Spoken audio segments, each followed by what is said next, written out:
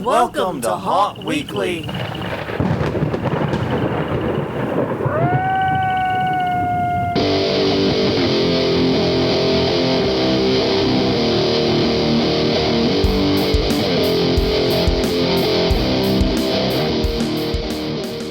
Hello, everyone. I'm Jonathan. I'm Crystal. And this is Haunt Weekly, a weekly podcast for the haunted attraction, haunted entertainment community. Whether you're an actor, owner, or just plain aficionado, we aim to be a podcast for you. And we return to you once again. If you're watching us live, you're watching us on Sunday. If you're getting us recorded, you're getting us sometime Monday or after, because it's recorded and that's allowed. But we come to you once again for episode 252, which is indeed divisible by 4. Which means it's time to do the news. And yeah. Mm-hmm. Well, before we get into that stuff, we should get through the other stuff that we have to get through. Yeah, we got a lot of other stuff we got to get through first. And first is how to follow us. If you want to make sure you get the Happier podcast, which most of these are, take a minute. Hit us up at hauntweekly.com. We're Haunt Weekly on Twitter, Haunt Weekly on Facebook, Haunt Weekly on YouTube. We're also on iTunes, Google Play, and Stitcher. Anywhere finer podcasts are sold. And while you're at hauntweekly.com, be sure to check out the COVID-19 page, hauntweekly.com/COVID-19, numeral 19. We have a ton of links there. Lots of links. Everything from how to open your haunt safely. Things like the barbicide training that was recommended by Japes. A lot of great guides on safer haunting during COVID, as well as just stuff to do while we're locked down and can't really travel. You can go explore the Paris catacombs. You can go see the Muter Museum. It's awesome things to get your haunt on. If you're looking for a little haunt inspiration, even without COVID-19, there's some really great things in that list you need to check out. Yes, and if you have something that you want added to the list, just send it to us. Once again, Haunt Weekly on Twitter, Haunt Weekly on Facebook. And we also have a contact form at hauntweekly.com. Yep. All right, well, skipping right ahead to the question of the week from last week, which was, I believe, the paraphrase, it was, what is your favorite trope from classic haunted houses, like the old school JC era, what we were thinking. Yeah, the cheesy style we were thinking a visual trope. A trope, like if you were going to do a spook house style haunt where every room is some random bullcrap, what room would you have to have, right? Yeah. And the winner from last week was Jape's Palace. Yes. Who's just letting us know that our sound is a little muffled this week. I'm not sure what that's about. I'm not sure what it's about either. I've got it cranked up to 11 here. I'm doing what I can, so we'll see if it oh, wait a minute, let me try. Okay, I'm trying to update the stream real fast to make sure that we have the max volume. Yeah, hopefully that doesn't break it. It doesn't. It shouldn't break it. It didn't break it when and it should be done now. Okay. So if that helps the volume any, good. Right. Good on us. But yeah, we are here this week to do, well, no, wait, sorry, I accidentally skipped. Now I'm learning the new setup, so my notes aren't where I'm used to my notes being right now. Right, because you actually have real notes versus, fake notes. So yeah, that brings us to this week's question of the week, which is, what is your favorite lighting trick or technique? Yes. And this... We were originally going to make this just for outdoor lighting because this has been what's been on our brain, but we've decided to expand it to all lighting. Yes. And lighting is one of those art forms that I don't think gets enough appreciation in haunting people. Right. And, if this were a more visual podcast, which I guess it kind of is now with the live videos, we could, talk about lighting, but it's really hard to do a lighting podcast. Yeah. It is. We've actually had multiple discussions about doing a lighting podcast and just never came up with a way to do it. Right, exactly. Because you can't think of anything that's more definitely a visual medium than lighting. Yeah. So we want to know your tips, your tricks, your techniques for lighting. Crystal, take the lead on this one. Okay. Well, I think one of the best things to come out of lighting in recent years are the color changing LED, bulbs and strips. Those are rocking and make it easy to change the room. And it's crazy how cheap they've gotten. Yeah. And the quality's not trash. No, we've picked up some from Five Below, which means they're $5. Yeah. Well, I think Five Below with their electronics now does that bullshit. We're Five Below and over. Because fuck you, it's in the name. Five Below. There's one rule Five Below has. And you're breaking it. No. Anywho. Yeah, but this question came up because we've been dealing a lot with outdoor lighting. Yeah. Yesterday and today, and specifically mounting issues for new lights that we bought. And part of the problem is the way the eaves are on our house where we want to hang the lights they're old-timey. They're a bit archaic, and there's no real good, easy way to screw into them. Right. Well, they're metal. Yeah. So one of the things we have to do is find creative ways to mount things to it. Right. And we ended up using double-sided tape. We'll talk more about that in a minute. Actually, but I think my favorite lighting trick or technique is something that you are the master of, really. I'm a little bit surprised you didn't take it up. But but then again, the LED bulbs is a really goddamn good answer because that's changed drastically since we've been haunting. Yeah, it has. I mean, when we first started haunting, you had to go to like Spirit and just buy them out of green, red, orange, and all the random bulb colors because you didn't know what you wanted in a room necessarily. Yeah. And that change can really set a room. It can. So you go in there with like an armful of bulbs and you're unscrewing and putting them in and changing them out. And now it's just you put one bulb in and bloop, bloop, bloop with a remote or your phone app or whatever. Yeah. Life's so much easier. So yeah, if you're not switched to LED color changing bulbs, what the hell is wrong with you? Yes, and chat is working correctly this week. Yay! Yeah, it's a little borked for me, but I'm actually able to see what's going on. So it's good enough for me. But regardless, my favorite technique is something a little more simple, and that is the trick of hiding what you don't is showing people where you want them to look subconsciously. Yeah. Have a strong lighting source, people are going to look toward it naturally. And you can use that to hide a scare that's behind them, or maybe even hide something that wasn't decorated as well as you'd like. Right. But, whatever you want to hide, you can hide it by lighting and putting the light heavily on something else. Yes. And it's amazing. You would think that would be one of the most transparent. It's so stupid it works, basically, Yeah. To go back to that idea we were discussing before you got on. It's so stupid it works. I mean, because I'm thinking, scared people, they're not going to focus on the light. They're going to be looking all over the room. They're going to be crazy pants. They're going to be everywhere. No. They are very, very much honed in on whatever you shine brightly. It's crazy. And if you want to slow down people in your haunt, make a dark area because nobody wants to go in it. Not fast, at least. Which is problematic. Yeah. And we've seen haunts that have been killed by bad lighting. Yeah. By poor lighting choices. I mean, I've seen haunts that otherwise may have been very, very good, just totally get borked because they either made it too goddamn bright and I could see every little thing, or they made it too goddamn dark and I couldn't see all the wonderful work they put into it and all their beautiful sets. Yeah. And I've seen haunts where they just lit the wrong goddamn thing around every turn. They were kind of doing the opposite of the light what you want people to see. So yeah, what is your favorite lighting tip or technique? Got a good answer here already. We want more, so if you're in the chat, put it in the chat. If you're not in the chat, that's fine. You're still allowed to enter. This is a week-long thing. Send us your thoughts. You can post it as a comment on Facebook. Send it to us on Twitter. You also send messages there if you want to keep it private and keep it more to yourself. Just know you're entered to win some neat stuff. Yeah, and just let us know if you don't want your last name said. Yeah, just let us know your privacy settings, and we'll do the best to adhere to them. And I say best because we're human. We screw up a lot. If you've listened to this podcast, we screw up a lot. Yeah.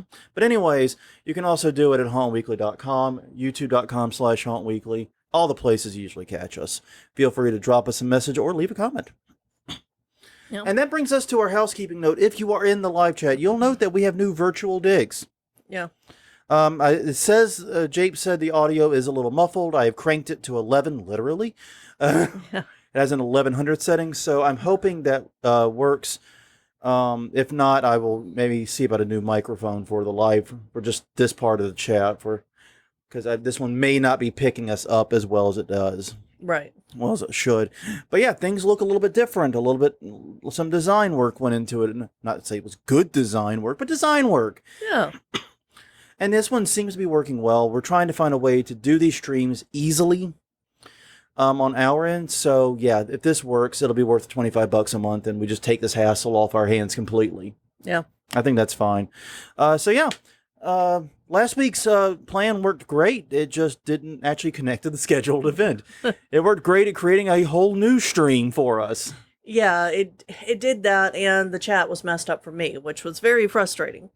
Because then I have to, have my phone and the computer and talk for the podcast, and it just gets frustrating. Yeah. So this is working much better. Yep. Okay, so... And I know new listeners haven't heard us when we have a haunt that we're A, working on, and B, preparing to open. Because we were closed last year, we're closed this year. The last time we were actively building a haunt, I believe, was January 2020, and that was for HauntCon. And that was just wrapping up for HauntCon. So new listeners haven't seen us when we're building on, because this haunt's been functionally built. Yeah. No, it was January 2020 was the last time we were building. It's been functionally built since mid-2019, mid-season 2019. So yeah, we haven't not done an update on what we're working on. We finally get to do one. Yes. We had something of a misadventure this week. We had an idea for a yard display. That is awesome. It's an awesome idea. I still want to do it. But we went to Home Depot and we checked elsewhere too. The prices for lumber are nuts in New Orleans. A pressure-treated 2x4, which it would have to be, it's going to be ground contact and outside, was $9. Yeah. Per 2x4. Yeah. Considering we need 50, that's a lot of that's a lot of change. And the pressure-treated plywood was double its normal cost. More than that, because it's $49 right now. Fuck. For one sheet of plywood. One sheet of GC plywood. Yeah. Is $49. So... I mean, yeah, technically... And we need 10 of those. Yeah. So. Technically, we can do it. Yeah. We have the money, we have the resources, but I just can't stomach the idea of that, Yeah. And the reason, I mean, because even the cheap lumber, like the stuff we use in the framing for our panels that are inside the haunt, the cheapest cheapo stud wood we can find was $5 to $6. Yeah. Yeah, they're usually like $1.20 or something. I learned from this that wood pricing is a bit like gasoline prices, because no matter what gasoline prices are, like the mid-tier and the premium are like 10 cents and 20 cents more than the regular, because of weirdness and stupidity. Apparently wood's like that. It's just that the pressure treated raises the price by like $3 over what the cheap stuff is. Yeah, exactly. Whatever the cheap stuff is, you'll pay $3 more for the pressure treated. So no, we had to shoot that idea down. Luckily, and the reason for the wood is so expensive is because the Gulf Coast was hit with 2 hurricanes. You had Laura that hit near Lake Charles, and you had Sally. Yes. That hit Biloxi. So basically on either side of us, you had fairly significant storms, very significant in Laura and fairly significant in Sally. That's a lot of damage. A lot of wood needs to be replaced. And yeah, I mean, that's what happens. It's both a supply and a demand issue. The lumber mills probably aren't working like they should be, and a lot of people need lumber.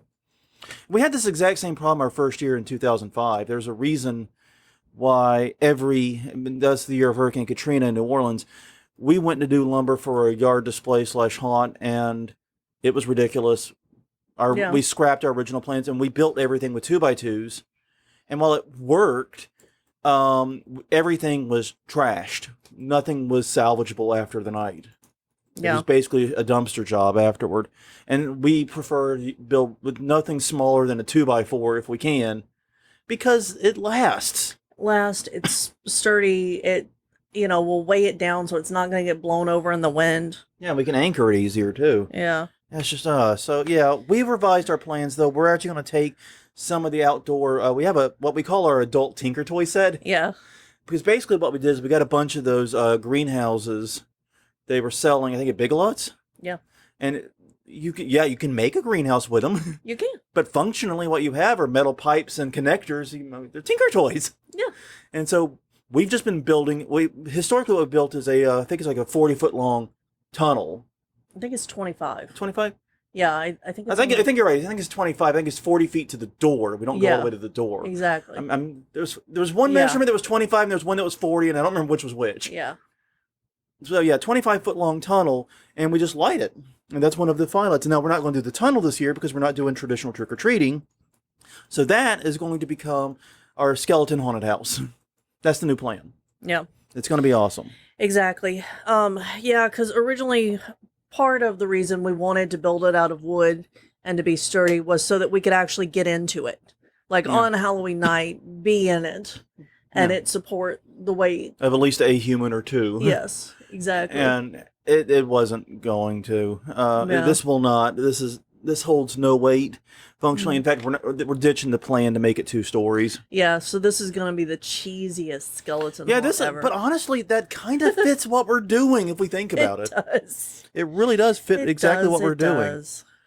So anyways, that's going to be interesting. However, the other thing we did achieve was we put new lights on the house. We tore down the old Halloween lights. Right. And put up brand new programmable LED lights. Yep.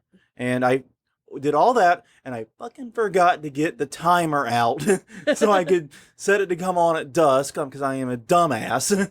Well, we got to go and dig for that. Yeah, no, that's going to be more work. But we have like 3 of those somewhere. Yeah. I know I every year I buy, it's one of those things I buy like every year. Oh, this is cool. I need another one. I don't know where ours is. I need this. Exactly. This is how I ended up with 5 rubber mallets. We have no idea where ours are. And how many tape measures do we own? One less now. That is true, but it's like 99. Yeah. All right, but anyways, it is episode 252. That means it is time to do the news. And I am sorry, everyone. Yeah. It's going to be a rough ride. I really don't know what to say about this other than please stay with us. I make my promise, as I do with these news weeks, I will try to add some fun stuff at the end. Yeah. Some less important, but very fun and at least happy stuff. Yeah. At the end. So I promise if we get through this together, you'll come out the other side with some good news. Make sense? Yeah. Or at least moderate news. At least better news. I mean, come on. Yeah. I'm trying here. I'm trying so hard. But anyways, on that note, our first story this week, and there's no link on this. This is a mishmash of everything I've seen. Right. Because if I tried to cover this with a news link, it was going to be impossible. Yeah. No, I completely agree. There's too much to do. The headline I wrote is Haunts Opening with COVID Restrictions. Mm-hmm. Basically, Mike, in the past few months, we were all kind of waiting to see how the haunt industry shakes out here. Yep. A lot of haunts canceled. A handful of haunts are apparently being goddamn reckless. Yes. But the majority are opening with strong restrictions on things like capacity, distancing, mask usage, and things like that. And that seems to be the way, like the middle of the road is on this. Yeah. As most are trying to do that. Now, in Illinois, just 2 days ago, right. We are recording this on the 27th of September. Which is a Sunday. So on the Friday before, the Friday that many haunts were probably going to have either their opening night or their second weekend. Right. Illinois ordered all indoor haunted attractions closed. Yeah. Yeah. Just ordered them closed. Yep. Hayrides and outdoor attractions, it seems like, are able to operate in a very limited capacity, but you can't have groups outside of the family. And haunts, according to what I've seen said by others, not from the news reporting, but what I've seen said, haunts may be able to open in 2 weeks if the state feels things have changed. But it's a 6-week season. Yeah. That's a third of the season, and you might be able. Yeah, and that's just insane. That's an insane restriction to put on an industry. You either close everybody for the whole season, or not at all. And locally here in Louisiana, the state handed down their ordinance last week, basically. Yeah. So not much better, but a little better. Yeah, it was after the first weekend of New Orleans Nightmare being open. The state came down and said basically that haunts had to obey this super strict set of rules, and one of the probably the thorniest was you couldn't have more than 25 customers in the haunt building at a time. Right. And that's not tenable. No. Not if you have a 30-minute haunt, just think about how that kills your walkthrough and your flow. It's murder. And some of these haunts are huge. I don't know if the people making these rules realize how big the haunts actually are per square footage wise. Yeah, and they don't realize that. There's a lot they don't realize. We're going to get to that. Yeah, I know. But yeah. However, local haunts, it appears, have been able to get exemptions. Yeah. Which this is really frustrating to me. Not necessarily because I'm happy the haunts are able to open. Please don't misconstrue. Right. But what's the point of handing a rule if you're just going to wind up doing it all on a case-by-case basis anyway? Exactly. Why not just say haunts have to apply for a permit here, here's how you go get it?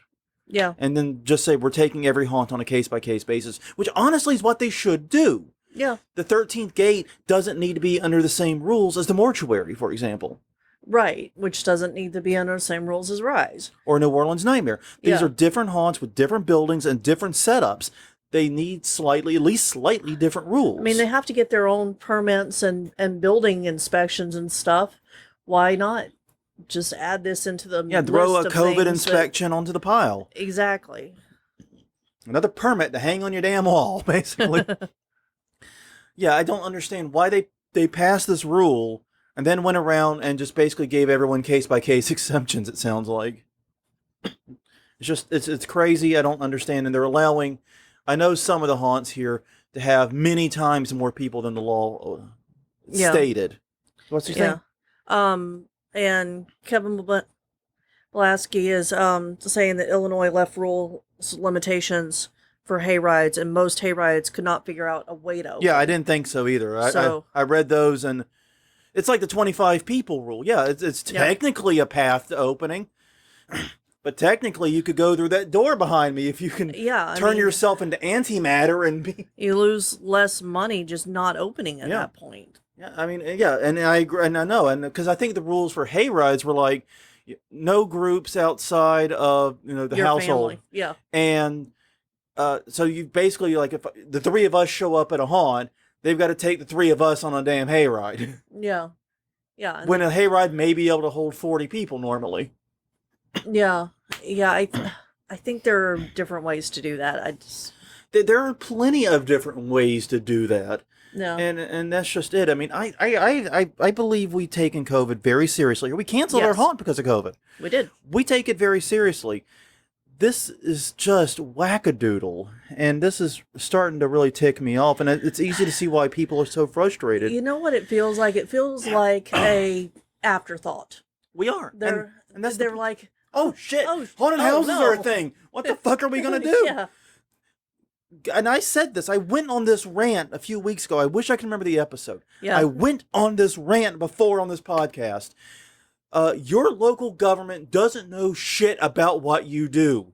Your state government, your city government, your county government, whoever. They don't know what you do. They don't know how many months you're working on this. Nope. They don't know how many permits you got to get. Well, I mean, insurance things you got to file for. How long marketing and promotion takes. How many actors you have to pay? How many pay and recruit? You got to recruit them. They don't know this. They think you just magically throw off the fucking doors and have a haunted house, and then you can close it and open it at will. Believe me, people thought that about us. Yeah. And I mean, when the road work was happening, the city was like, oh, we found out 3 days before we were supposed to open that we were going to have a street for that brief window of Halloween. And like, hey, good news, you get to open. No, we don't. No, Scoob, we don't. You made that decision for us in September. We had to pull the trigger in September. Yeah. And that's late. We are lucky because we're a home haunt and we only run 3 nights. But if we had to pull the trigger in September, regular haunts, pro haunts have to make decisions going back June, July. Yeah. Or earlier. And your governments don't realize this. We're too small of an industry. Right. I mean, that's really part of it. I mean, I've heard different numbers, but basically every number about the size of our industry can be just crushed by one blockbuster movie. Yeah. We're not a big industry, and we're too weird. Yeah. We're weird. We're the weird industry that a bunch of people died in a fire once years ago. That's the only reason we get any attention at all. From the state. We would be flying completely under the radar if not for the Haunted Castle fire, I'm pretty sure. Yeah. Like, even during COVID times, I think we'd be flying underneath the radar. It's just, the governments don't get it. No. They don't, and we're just not a big enough industry to wield the lobbying power and everything. I've heard here that the haunts sort of pooled resources and got lawyers involved. Exactly. To fight back against the regulations. And they apparently did well enough that they're allowed to open. And I am genuinely happy they're allowed to open. I hate the double dealing nature of this. Yeah. It's not, and I'm not taking umbrage at the haunts. This is not being me mad at the local haunts. No. This is just being mad at the government for setting up rules and then deciding, you know what? Well, this person had enough money to hire a lawyer to come talk to us. Yeah. And their place looks pretty big. We'll let them have 10 times the people or whatever. Yeah, exactly. Yeah, their building is, but the queue line area is not. I am going to fucking claw my face off before all this is over. It's just. We'll use you in the haunt next year. Please. If that no makeup required. If that happens. Now, I do have a few more COVID stories here. Yeah. That are related, and I wanted to call these out for reasons I'll point out as we go. Yeah. Then the second article, I'll just do this quick run. I'm sorry. You do the evens this week, actually. Okay. You do evens. I'm sorry. I don't let you talk enough as it is. Okay. So, also, the CDC has released their Halloween guidelines.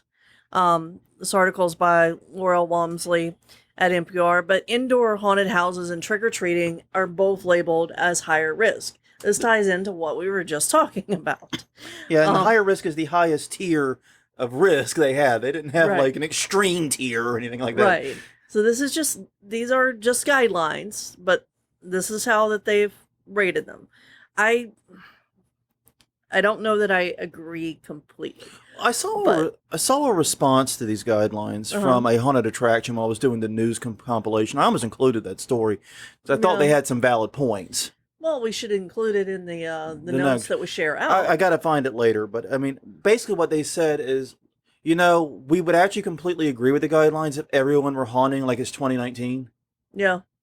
But nobody is haunting like it's 2019. At least they shouldn't be. Some people actually are. Yeah. Maybe saying nobody is. We'll get to that in a minute.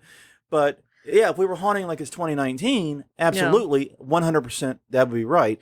But the way haunts have changed, I think that does lower the risk. Yeah. Now, that doesn't mean it's risk-free or maybe even low risk. Right. But it takes it from, dude, yeah, that's dumb. Don't do that, to, okay, proceed with caution. With it falls into the gray area of my comfort zone. Yeah, and I know that a lot of people are finding ways to socially distance trick-or-treating. So, everybody's seen the tube by now. That was also came out this month where it went everywhere. The guy who basically has PVC wrapped onto his porch rail. Yeah. His handrail. So, anyway, back to the guidelines. Hayrides are too, meaning they are also higher risk if riding with people outside your family. Trail haunting with mask use and social distancing is labeled moderate risk. These rules do not have the force of the law behind them. They are guidelines and recommendations. However, they are likely to be used to create your local laws.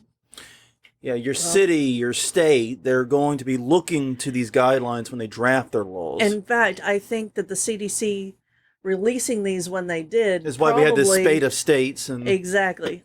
I don't find that timing coincidental. Oh, no. Well, hey, we both know I don't believe in coincidence. Yes. You have to convince me of coincidence. I don't believe in it. You have to prove coincidence to me. Mm-hmm. And no, you're not going to prove that one. These guidelines only came out on September 22nd, which was after many haunts had already been open. And like you said, the states started coming in right after once they saw these guidelines. And here's one of the things to think about, and this is going to be a theme. If you're a haunted house and you want to say in your marketing, we're following all CDC guidelines, you can't do that now. Nope. The CDC just said the very act of going to a haunted house is higher risk. Yeah.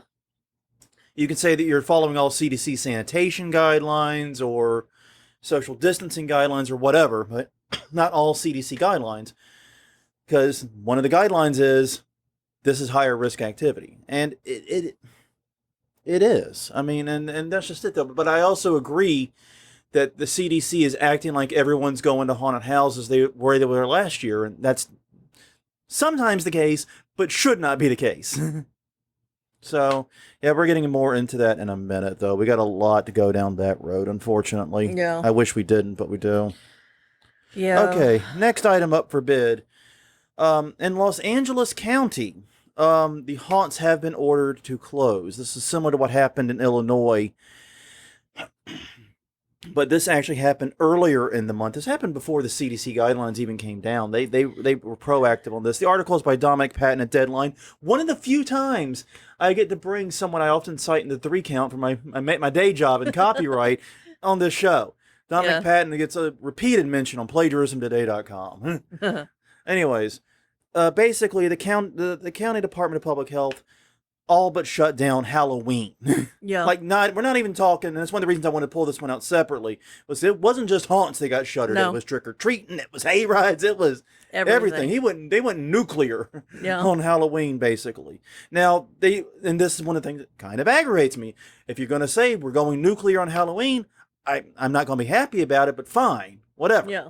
But if after an uproar you go, oh, well, maybe. No. You stick to your guns. No, you made the poopy. You deal with it.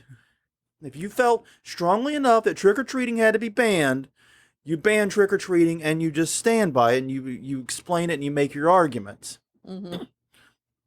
But basically they went back on trick-or-treating saying it was quote-unquote not recommended.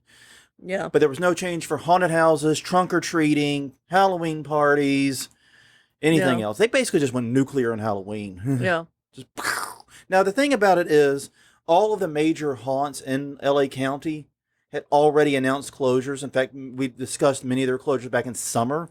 Right. That would include Not Scary Farm, the Queen Mary Dark Harbor, and Halloween Horror Nights. All were the big attractions actually in LA County. They'd all announced closures previously, so it doesn't look like it actually impacts any haunts that I could find.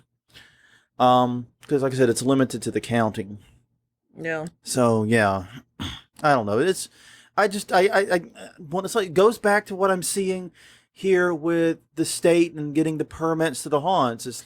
The state they say these things, and then people complain, and then they go wishy-washy on it. It makes it seem like it's not important.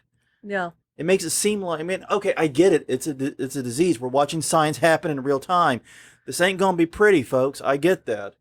But my God, when you immediately, within a day, go wishy-washy on something on decree, it sounds like you don't have a damn clue what you're doing.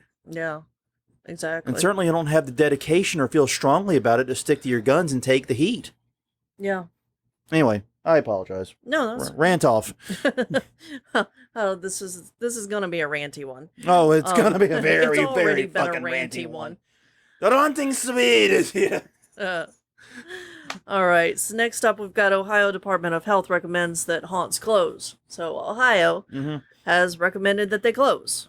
It says it strongly recommended that hay rides and haunted houses be closed, canceled, avoided. This article is by Ryan Hayda at WKYC. This is not a closure order. No. There There's no force of law here, yeah. Right. There are some haunts that had previously announced closures. Others are remaining open. In fact, we've got friends who are working some of them. Also gives guidelines for those that choose to remain open, and includes guidelines for notifying the health department if you learn that someone with COVID-19 visited your attraction or worked it. And that was the one reason I wanted to call this one out, was because they actually provided guidelines for haunts that do open. Yeah. And I have not been seeing that much. No. Other than these rules coming down and like just squashing things. It's either been that or it's been like, fuck it, do what you want. Yeah. No, this one actually has rules. Yeah. Yeah, because most haunts are flying blind and having to come up with their own set of rules. You know, they're having to make it up themselves. And I like to think, oh yeah, if you find out someone went to your haunt and they had COVID or were likely a carrier, you have to notify your local health department, or you should notify. I do, once again, not force a law here, but actual honest to God guidelines for things that aren't included in a lot of the guidelines. Yeah. That's why I wanted to call this one out especially, because it was like, oh my God, actual fucking rules and ideas and things I can tell people to do. And it's like I said, we've seen like the guidelines on sanitation, all that. But what if you find out someone like just that? What happens if someone's got COVID? What if you find out one of your actors has COVID? Right. Where do you go next? What do you do? Yeah. Boom. We got it. You know? Exactly. There you go. There are ways to do it. Yeah. Yeah. I don't know. It's really... we're too small and too weird of an industry. Yes. We're not... It's going to be the theme. Yeah, and it is. We're too small. We're too weird. We get our best what to do in these situations from the Ohio Department of Health, who doesn't even have the force of law behind their decrees. Right. Ugh. But it's better than nothing. It is. No, it's much better than nothing. It's just, why is that? Why not the CDC guidelines? Yeah. Because the CDC guidelines are like, this is higher risk.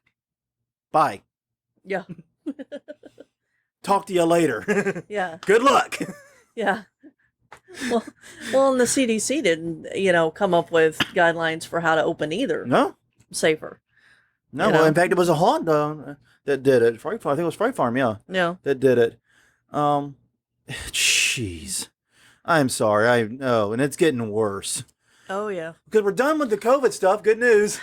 Yep. Now we're on to the shootings. Damn it. Shootings? Oh, yeah. We have, count them, not one, not two, but 3 shootings, and we're going to talk about each of them. Yep. And what I think we'll do is we'll get through these articles relatively quickly. We'll just go over the facts, and then we'll talk about the bullshittery and tomfoolery after. Yeah. Save the ranting for after these 3. How's that sound? Yeah. I'll try to curtail my impromptu ranting as I do the story. Because first off, there was a shooting at Erebus Haunted House, one of the top haunts, and I think it still holds the record as the largest haunt in the country. Articles by Click on Detroit. A man was shot and killed outside of Erebus Haunted House. From the looks of it, was in a parking lot that was across the street. According to the article and according to police, there was a line at Erebus. There was a verbal altercation. The shooter accused the victim of attempting to cut in line. The victim attempted to leave and just say, F it, I'm out here, fuck it, we're gone. Yeah. We're leaving. And the shooter followed separately.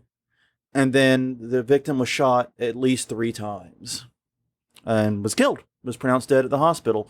Police are looking for help identifying the subject. Please, if you are in the area, click the article. It has more information about the suspect involved, including some blurry-ass security camera footage and photos you can that look was at. not helpful. That was not helpful. That looked like the goddamn blob shot him. No. It's an amorphous shape of pixels on my screen is what it looked like. It didn't look like anything. So I will say that Erebus does have time ticketing, but they also allow purchases on site this is according to their site. Right. So we're going to get into that in a minute. Yeah. Your story. Take next. All right. There were 2 people shot outside the Edge of Hell haunted house. This article is by Greg Payne and Zoe Brown at KCTV. This happened in Kansas City, Missouri. 2 people. We just said that. That's the headline. Let's put it in there twice. Sorry. Incident took place in the Q Line area. No injuries, were not life-threatening.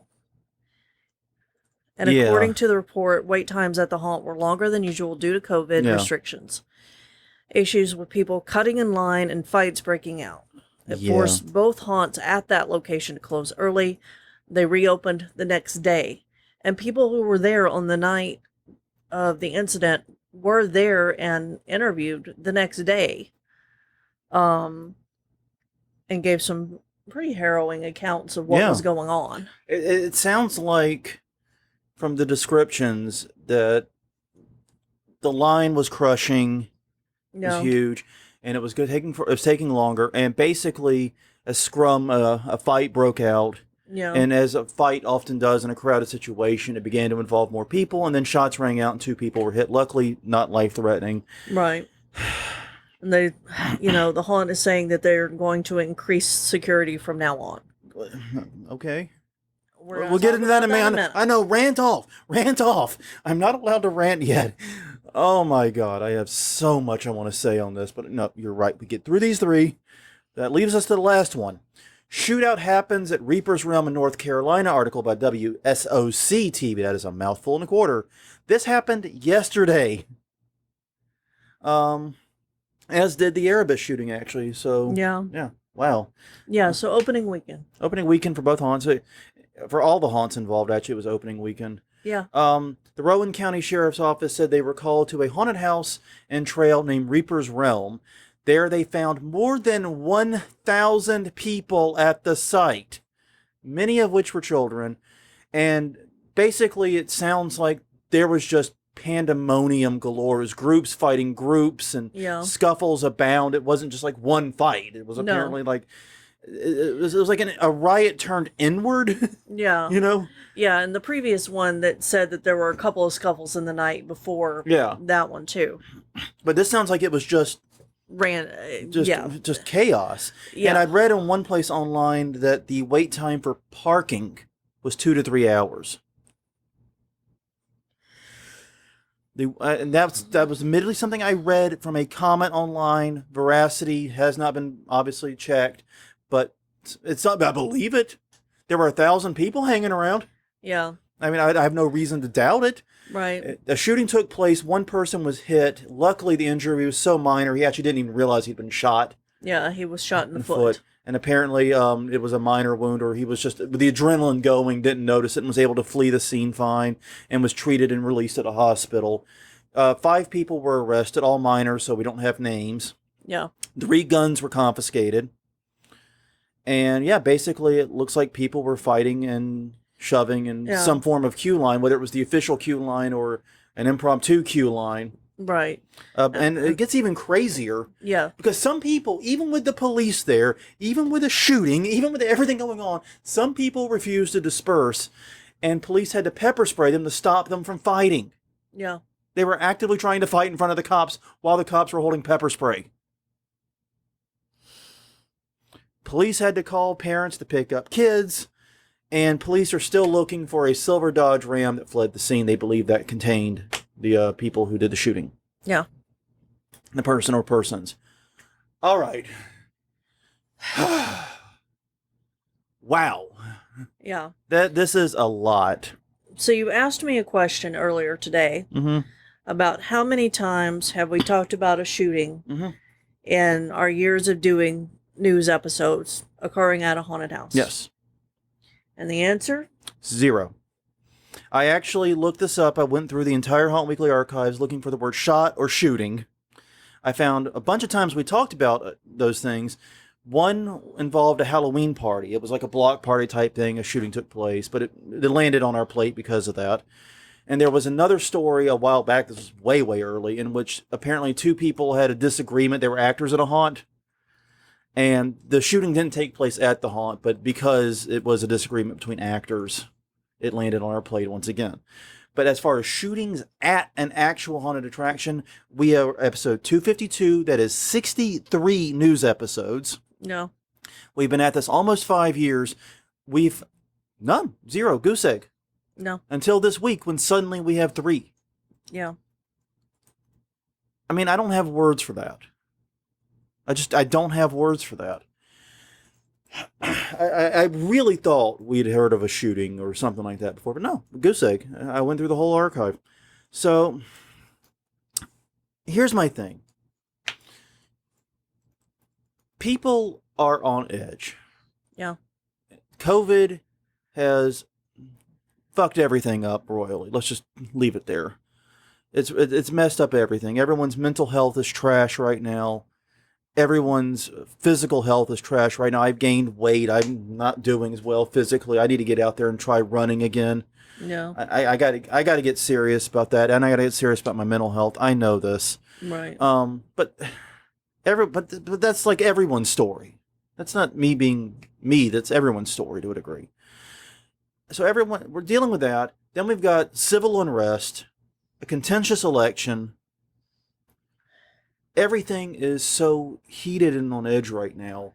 Right. And then you take all that and then you put people in these apparently massive queue lines. Yeah. Which, here's the thing. If you have reduced capacity due to COVID, and you absolutely should have significantly reduced capacity for COVID. Yes. So if you do, then you need to move to a time ticketing system, exclusively time ticketing. Yes, and that's not, we've talked to someone who had a time ticketing experience where they waited in their car, they got a text that it was time for them to come up, they went up and got into a queue line for another 45 minutes. Yeah. Where the social distancing and mask were not enforced in the queue line. Yeah, that's not acceptable. The point, Well, and the other thing that I think is that with so many people isolating and, maybe we've forgotten how to deal with daily aggravations of being around other people, period. Yeah. I know that whenever I'm driving now, I'm much more, impatient with other people. Yeah. Yeah, I that's a good point. That may be a legit point there. I don't know. It's just, if your haunt is open and there is a queue line that is a crush of people at any point in the process, I don't care if it's off your property. No. And people just standing at the gate or whatever. If you, at any point in this process, you have that type of queue line, that's dangerous for COVID reasons. Yeah. But now we get to tack on a whole new fear. Yeah. Yeah. And congratulations, 2020. Yeah, exactly. I know at one point we talked about the first metal detectors being put in at some of the biggest haunts. Now I guess there's a need. At that time, it seemed like a much more innocent time. It seemed superfluous. It seemed unnecessary because we hadn't heard about a shooting at a haunt. No, because people go to haunts to have fun. I mean, I don't know why you would bring a gun to a haunted house. Yeah.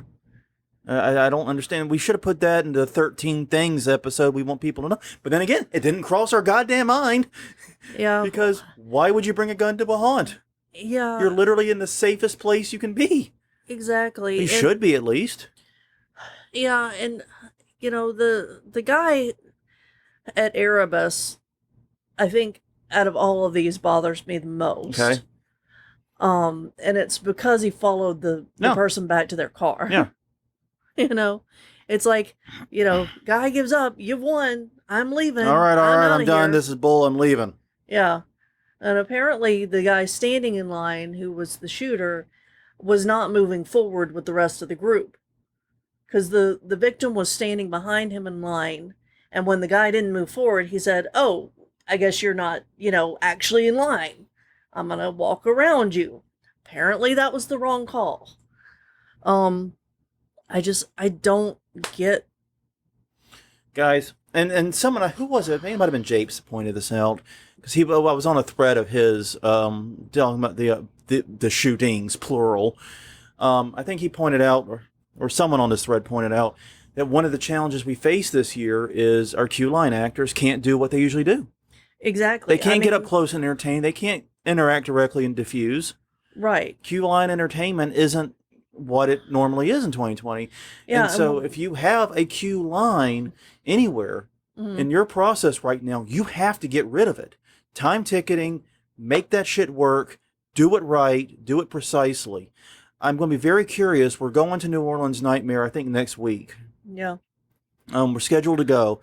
We bought our tickets. We bought time tickets. It's the only haunt that we have tickets for right now. Yeah. And I'm going to see how that experience is and then gauge my comfort with going to more haunts. Yeah. Because I can eat, if I get there and it's a fucking doorknob licking festival. Yeah. I'll jet and just take a bath on $26. I don't care. Right. $26 isn't worth risking COVID. Right, exactly. Back to the queue line actors, we've been saying for a while that they are part of your security team. Yeah. They help spot the drunk people. They help spot the angry people. They help spot. And, I don't know why these haunts didn't have people, you can't have your queue line actors there, but you can have security. You can have people who are intimidating, who are making sure that people are doing the distancing, making sure they're wearing their mask in the line. Because your customers, if you want them to come back next year, they can't get COVID and die. Because they're not coming back. This whole thing is crazy. And honestly, I was wondering up until I saw these stories if we made the right decision to cancel or not. Yeah. I'm really tortured by that decision. At least I was. Yeah. Now there's no question in my mind, because if this is going on at these haunts, this is first weekend. We're not even in October yet, people. Exactly. We're recording this on September 27th. The last shootings happened the 26th and 25th. Yeah. I mean, this is early season. And if this has already gone this sour, then my God, what's coming? Yeah. Hopefully this is, haunts didn't get stuff sorted right, opening weekend jitters, busier than we expected, diddly. I hope it's that. And that this thing settles down.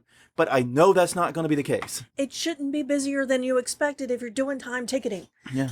That's the frustration here. Yeah, I don't know what to do about that. And I just... Sorry. No, but no, time ticketing exclusively is the only solution here. And time ticketing exclusively that you guys do right and don't have people waiting in a cattle gate system or something to use their time ticketing. You have to do this because you have limited capacity. One of the reasons walk-up ticketing has worked for haunts is because we can kind of fudge our capacity. Yeah. If the night's a little slow, maybe not a lot of people coming, tiny groups, we'll space them way out. They'll just get a much more unique show to them, That's great. But if that line starts ramping up, you bigger groups, put them in closer together. I've seen haunts that have capacity anywhere from a few hundred an hour to thousands per hour just by how they space and time their groups. And any haunt, you eventually reach that dreaded conga line that nobody enjoys. But hey, you can. That's how you max out your capacity. Your true max capacity is right there. We don't have that flexibility this year. Right. We don't get to, change. We don't get to change how many people we take. We have a hard limit on what we can do. And if too many people show up, and you've got these crowds, and you've got long wait times, and you've got no effective, your queue line actors aren't in pocket as usual. It's dangerous. It's not just COVID dangerous. It's plain old-fashioned dangerous. Yeah. Exactly. So we need to rethink this, and I'm glad we canceled now. Yeah. I've changed, and this goes back to something that we've brought up before, is that some people are handling this correctly. They're doing the distancing and everything well. Yeah. But this hurts everybody. Yeah. How is our industry going to look if we come out of 2020 with a reputation of being plague rats with lots of shootings happen? Exactly. You think COVID is going to hurt this industry? That reputation lasts longer and will hurt far longer and far worse in the long run. Exactly. So yeah, we've got to come out of this as the good guys. Yeah. And we're not going to come out this looking like the good guys if people are getting shot in our queue lines regularly. Right. And if there's thousands of people when the police show up to break it up. Oh my God. Just so much irresponsibility, especially the latter two we talked about, because I went to their sites. They don't even offer online ticketing. Reaper's Realm has a website, is a barely functional website, and has nothing but a link to their Facebook page realistically. They don't offer online ticketing that I saw. Guys, we got to step up. We got to get this right. We got to do this well. I'm sorry. I know this is us all learning a lot of new skills in very short order, but that's what 2020 is. Yeah. Get good or get gone. Hate to say it. Anyways, we'll move on because I could rant about those literally until the end of time, and we're running out of time. So Right. So let's move on. I'll take the next one for you, Crystal, since you're actually working on the chat. Okay, I can say it real quick. I'll go for it. It's HauntCon is going virtual in 2021. I don't know if we mentioned this previously, but yeah, we heard about it previously, but I don't think it was actually in the previous notes. News, no. So Liv Irving at HauntCon was scheduled to take place January 22nd through the 24th in Dallas. They've opted to make it a virtual event. They've been having virtual events ongoing throughout this whole process. They had a very interesting Haunt Connect series. Exactly. That's been really good. They started like back in March. They were like Johnny on the spot with us. Yeah, basically as soon as someone mentioned, hey, we should have virtual conferences right now while everybody has to be at home, they were there. Yeah, and interestingly, I think they did their first round while Transworld was still aiming to open. Yeah.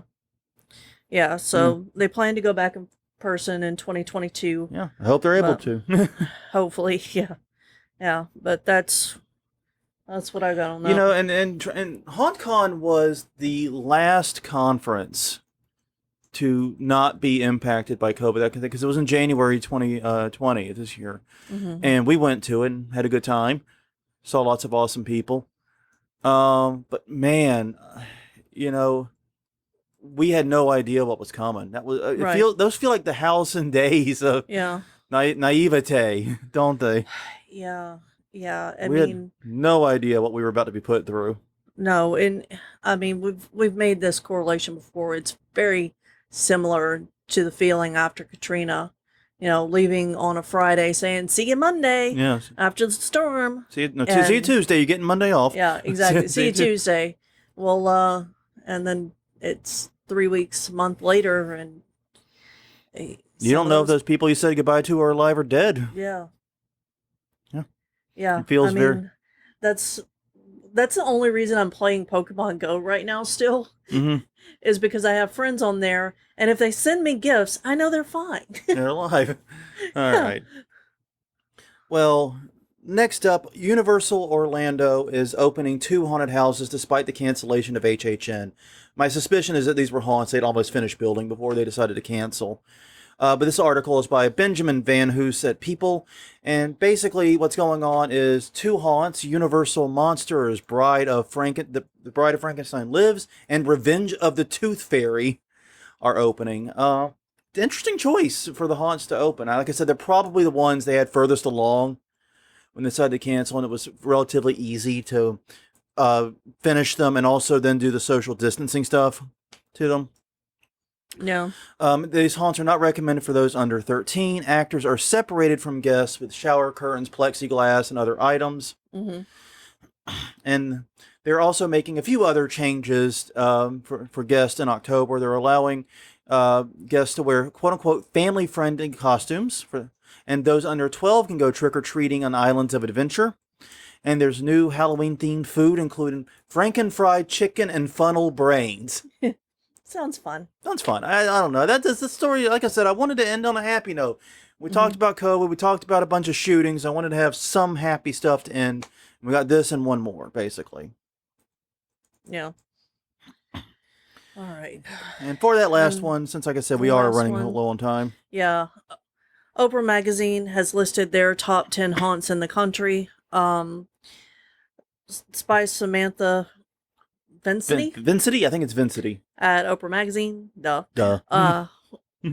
We're not big fans of these kind of lists. We've said that as much before. Mm-hmm. But still interesting to see mainstream media compiling list. Yeah. I personally think the nationwide list are bull. Yeah. Because nobody went to all those haunts and hundreds of others and compared them the same year. It's just not how it works. It ends up usually being a popularity contest. It's based upon earlier lists. It's one of those things. where it's not a functional list of the best haunts, but it's still cool to see what the mainstream media people outside the industry are talking about. Right. That's what I think it's useful for. Yeah. And the haunts are, drum roll. Blah, blah, blah, blah, blah, blah. All right. We should do it in reverse order, I think. Okay, do it in reverse order. Number 10. We'll alternate. Okay. Netherworld Haunted House in Stone Mountain, Georgia. Atlanta. Just say Atlanta. Everyone calls it Atlanta. Yeah. But yes, Netherworld, number 10. Number 9, Haunted Overload, Lee, New Hampshire. Which is definitely a great one. Number 8, 13th Gate in Baton Rouge, Louisiana. Okay. 7, Kersey Valley Spooky Woods in Archdale, North Carolina. After that, number 6, Cutting Edge Haunted House in Fort Worth, Texas. Number 5, the 13th floor in Denver, Colorado. To be specific, that is the Denver 13th floor. Right. Which I think was the original. But I'm thinking it was the original. But anyways, yeah, because there are other 13th floor owns like 8 13th floor haunts. It's confusing. Number 4, Dent Schoolhouse in Cincinnati, Ohio. Yep. Congrats, Max and crew. Yep. Okay, number 3, Field of Screams in Mountville, PA, Pennsylvania. Yeah. Number 2, the Headless Horseman Hay Rides and Haunted Houses. That is a hell of a thing to say. Mm-hmm. In Ulster Park, New York. No. And number 1, the Bates Motel and Haunted Hayride in Glen Mills, Pennsylvania. And honestly, the only ones of these I had not really heard of or had any familiarity with was Cutting Edge and the Kersey Valley Spooky Woods. Yeah. I did not have any knowledge of those. We've only been to 2 though. We've only been to 13th Gate and Netherworld. We were supposed to go to Dent fucking Schoolhouse this year. Yeah. A little asshole named COVID had other plans. Exactly. So we'll pick that one up next year, and then I don't know. I actually won't. I'm thinking the next one I might want to hit the New Hampshire, Upper New York area and see some of those. No. There's a lot of interesting haunts up that way. But anyways, it's a good list. Like I said, biggest names of the haunt industry, and it lets you know what the main people outside our industry are talking and thinking about. Yeah. It's nice to see lists compiled by not haunty groups and haunty people. It is. That's nice. Yeah. All right, so we return to the weekly question real fast. What is your favorite lighting trick? Crystal, I know we have some answers. I've been watching them fly by. Yes. Chris Gay had 2. Love the laser vortex or swamp effect. Mm-hmm. Great way to hide an actor and distract with the wow factor. The second answer is firelight. Just, the flame lights are really nice for setting scenes. And another one of those things. How cheap have those gotten? Very. I saw one when we were at Walmart the other day. There was like one for like $4. Yeah. Yeah. And they last for goddamn ever. Yeah. It's just anyways. Exactly. No, oh my god. We can do we don't have to have flames, or we don't have to do. Remember when you would do flame effects by having orange light blowing on paper and a fan underneath the paper, and how stupid that looked? It's all right for the time. It was all right, but now it's just like, here, have a bulb. Yeah, that's true.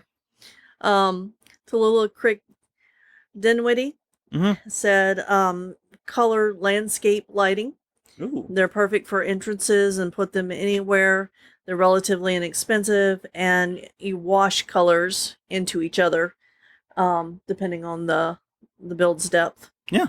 And Dawn Garlic said, not sure if this is underlighting, but love the window reflection illusion productions. And no, that is underlighting. That's definitely underlighting, because it impacts the lighting. And it is, and those reverse projections is what those fundamentally are. Right. Once again, how cheap have they gotten? Very. It used to be if you did that in your house. Like when I was a kid, I'm old, but I know that my dad wanted to do it. Yeah. At one point, and we looked up the cost of a projector like in '92 or something. Yeah. And it was like $8,000 million or something. It was something crazy amount. Like, well, we're not doing that, son. Yeah. Come up with another idea. Do something else with the front window if you want. No. It was cheap. It ended up being cheaper just to have him sit in a fucking window and be a ghost in the window. Well, that's always going to be cheaper. It is, but it was also easier too. Yeah. Because that was the idea, was we were going to do a projection in the upstairs window over the Halloween area. It was a good idea. No. But it was too expensive. And now you can get a kit for like $40 at Home Depot. Yeah. And they work pretty well. We use the projectors themselves. In fact, if you spend a little extra, you can get an actual projector. You can hook up with an HDMI cable and watch movies in your hot tub. Yeah, exactly. Just a pro tip there. That's my official favorite lighting trick.